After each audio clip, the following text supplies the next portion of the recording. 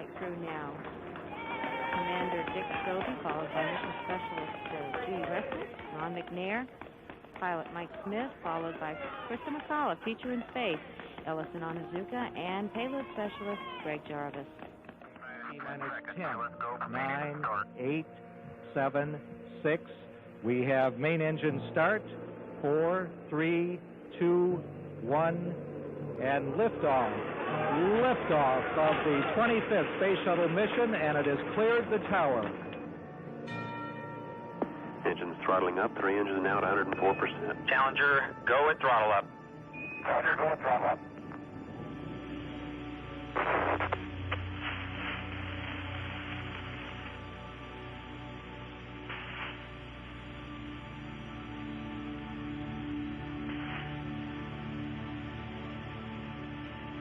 Flight Fido. Go ahead. RSO reports vehicle exploded. Okay, everybody, stay off the telephones. Make sure you maintain all your data. Start pulling it together. Today is a day for mourning and remembering. Nancy and I are pained to the core by the tragedy of the Shuttle Challenger. We know we share this pain with all of the people of our country. This is truly a national loss. The Challenger 7 were aware of the dangers, overcame them, and did their jobs brilliantly. They had a hunger to explore the universe and discover its truths. They wished to serve, and they did. They served all of us. We will never forget them, nor the last time we saw them, as they prepared for their journey and waved goodbye.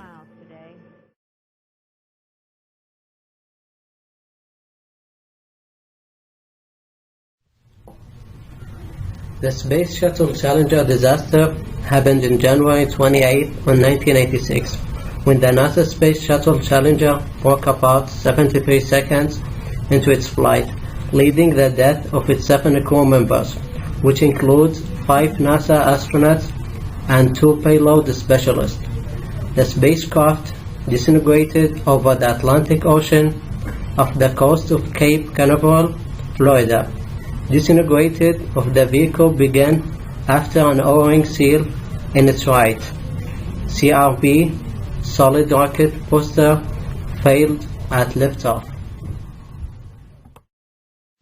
Effective communication is an important life skill that enables us to better understand around us. It allows us to build respect and trust, resolve differences where problem solving. But there was 2 legs of communication between NASA management and Morton Thiakul engineers. First, failure rate. While NASA experts suggested that the Challenger would have a failure probability only 1 in 100,000, the Special Investigative Committee calculated the failure probability 1/50.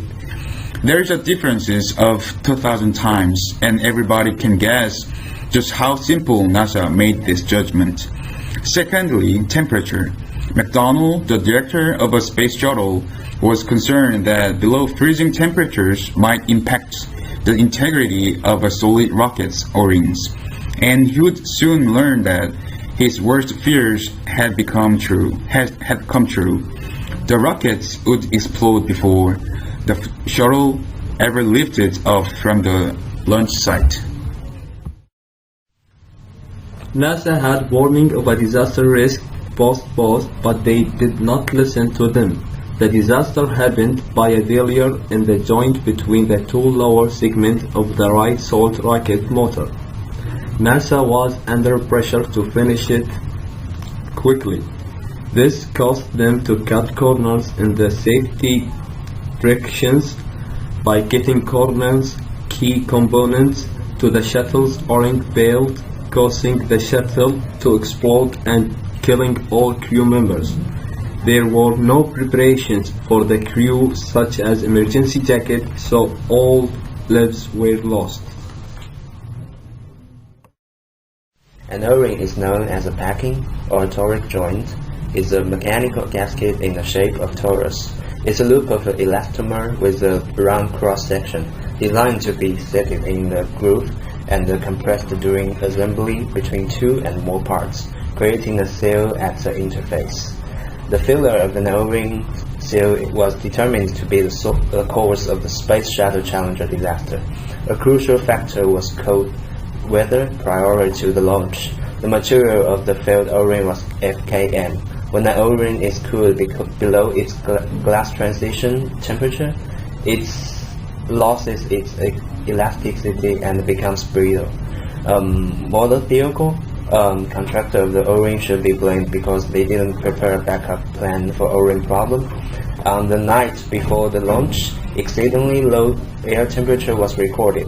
NASA technicians did an inspection, but they still agreed to launch. However, the temperature of the rubber O-ring remained significantly lower than that of the surrounding air.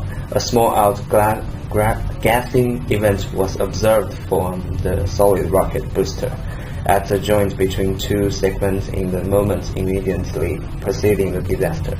This was blamed on the failed O-ring seal. The escaping high-temperature gas impinged upon the external tank, and the entire vehicle was destroyed as a result. The Challenger disaster has several issues which are relevant to engineers. These issues raise many questions which may not have any definite answers, but can serve to heighten the awareness of engineers when faced with a similar situation. One of the most important issues deals with engineers who are placed in management positions. It is important that these managers not ignore their own engineering experience or the expertise of their subordinate engineers. Another issue is the fact that managers encourage launching due to the fact that there was insufficient low temperature data. Since there wasn't enough data available to make an informed decision, engineers shouldn't let schedule pressure overweigh mission safety. They must always be aware of their obligations to society to protect the public welfare. To better understand the responsibility of the engineer, some key elements of the professional responsibilities of an engineer should be examined.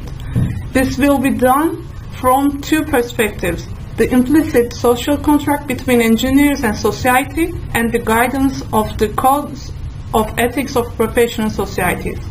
Every major engineering code of ethics reminds engineers of the importance of their responsibility to keep the safety and well-being of the public at the top of their list priorities. All of our information was taken from History.com, Space Safety Magazine, Wikipedia, Wikispaces, and PicsAboutSpace.com.